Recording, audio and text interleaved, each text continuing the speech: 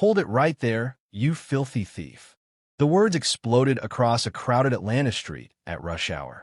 Officer Marcus Thorne stormed from his patrol car, hand on his sidearm, fury in his eyes. His partner, Officer Bradley Carrigan, moved in fast behind him. Evelyn Reed froze. In her gray suit and low heels, she had just left a courthouse meeting and was heading to her car when the two officers descended. "Think you can just walk around here like you're someone?" Carrigan snarled, grabbing her arm and slamming her against the hot hood. "I haven't done anything," she said calmly. "I'm walking to my car." "Oh, so now you're a lawyer?" Carrigan sneered. Or just another mouthy prostitute?" Thorne yanked her purse open without permission. "No warrant. No cause," she said, firm but not raising her voice. "Shut up," he hissed, pushing her harder. "You're not in court now." Carrigan twisted her arms and locked the cuffs too tight. "What did you steal, huh? A fancy title?" "I'm not resisting," she replied through clenched teeth. "And this is illegal." "Lady," Thorne growled, "you don't have rights." They didn't notice the crowd gathering or the phones recording. Evelyn did. She said nothing, just observed. Then came a kick. Thorne slammed his boot into her shin. Blood trickled down. Still, she didn't scream. "She's not even crying," Carrigan mocked. "I warned you." Evelyn murmured, voice shaking but proud. "You're going to regret every second of this." A voice crackled over Thorne's radio. "Unit 34, confirm if you've detained an African-American female in a gray suit. High-profile status suspected. DOJ inbound." The officers stiffened. Evelyn lifted her face from the pavement. "Uncuff me. Now, before they arrive." "Shit," Carrigan whispered. Behind them, more people were filming. A man in a suit stared at Evelyn like he recognized her. A black SUV screeched to a halt. 3 men exited, 2 in jackets marked DOJ, and a third with a stern face and earpiece. "Release the detainee," one agent barked. The bald man knelt beside her, voice low. "Are you all right, Your Honor?" The street fell silent. Carrigan stammered. Evelyn didn't look at them. "I'm fine, but I want them cuffed." The agent stood. "You've just assaulted federal judge Naomi Ellis. Multiple witnesses. Video. And we're seizing it all. Hope you both have lawyers." Thorne's face drained of color. Carrigan dropped the handcuffs. "She never said she was a judge." Carrigan cried. A woman shouted from the crowd, holding up her phone. "She told you to stop. I got it live-streamed." The federal agents helped Naomi to her feet. Blood still ran down her leg, but her posture never faltered. She faced the men who moments ago called her trash. "You have no idea what you've just done," she said coldly. "But you will." Cameras rolled. The crowd applauded. 24 hours later, the courtroom buzzed with tension. Thorne and Carrigan, now in civilian clothes and handcuffed, stood beside their attorneys. The prosecutor, a tall black man with a steady voice, addressed the court. "This is no ordinary abuse of power. These men didn't make a mistake. They acted on hatred. They brutalized a black woman in daylight. They thought they were untouchable." He displayed a photo on the screen. Naomi bleeding, handcuffed on the ground, and they didn't know who she was. The courtroom door opened. Naomi entered, no longer in her gray suit, but now wearing the black robe. Everyone stood. Except the officers. She approached the bench. "Your Honor," the prosecutor said, "you are not obligated to testify, but if you'd like to make a statement." Naomi nodded. She turned to the men who had humiliated her in public. They stared back, stripped of their swagger. "I wasn't going to say anything," she began, her voice even. "But the truth is, this isn't about who I am. It's about who you think I'm not." The courtroom held its breath. You saw a black woman in a nice suit and assumed guilt. You used power, not for justice, but for control. You thought you were above consequence. But cameras, witnesses, and truth have their own power. And I'm here to make sure you feel every ounce of it. Thorne looked away. Carrigan seemed frozen. Naomi stood, looking not only at them, but at everyone. "This wasn't about me being a judge. It was about me being human.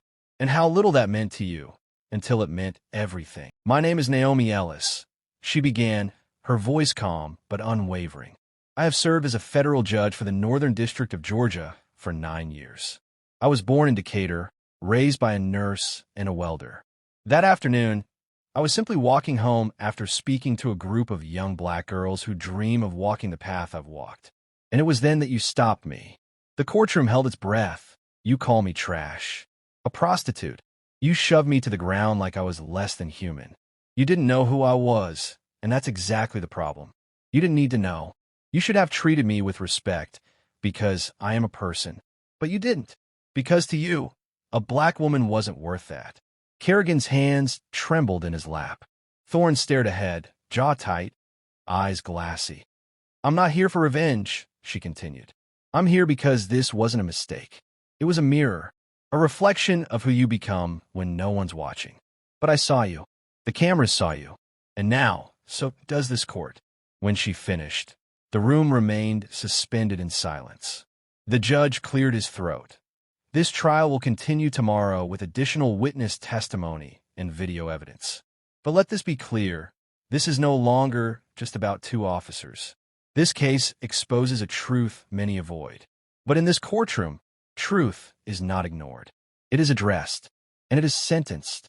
Naomi returned to her seat with poise, her robe flowing like armor. She didn't glance at the defendants. She didn't need to. The final day, 8:55 a.m. The courtroom was still, not even the hum of whispers. Naomi stood at the back before the session began, staring up at the old wooden clock above the bench. Tick, tick, tick. Every tick reminded her of the cement beneath her cheek, the sting in her wrist, the sting in her pride. Exactly 9 a.m., the judge entered. The jury followed. They had taken just 2 hours to decide. Has the jury reached a verdict? The judge asked, voice heavy with expectation that a woman in her 50s stood, envelope in hand. Yes, Your Honor. The clerk took the envelope, handed it to the judge, who read it silently. His lips tightened slightly. Then he nodded. In the matter of the state versus officers Marcus Thorne and Bradley Kerrigan, he said, pausing to look the men in the eye, on charges of aggravated assault, abuse of authority, misconduct, and racial bias. What does the jury find? The jury forewoman looked at the two former officers like she was seeing the crime in real time. Guilty. On all counts. A ripple spread across the courtroom. Some gasped. A woman sobbed softly. Someone whispered, justice. The two men slumped. Kerrigan lowered his head into his hands. Thorne looked around wildly, as though searching for a door that didn't exist. Thorne opened his mouth to speak, but his lawyer gently touched his sleeve. Don't, the gesture said. It's done. The judge's tone was low but final. Today, this courtroom didn't just convict two men.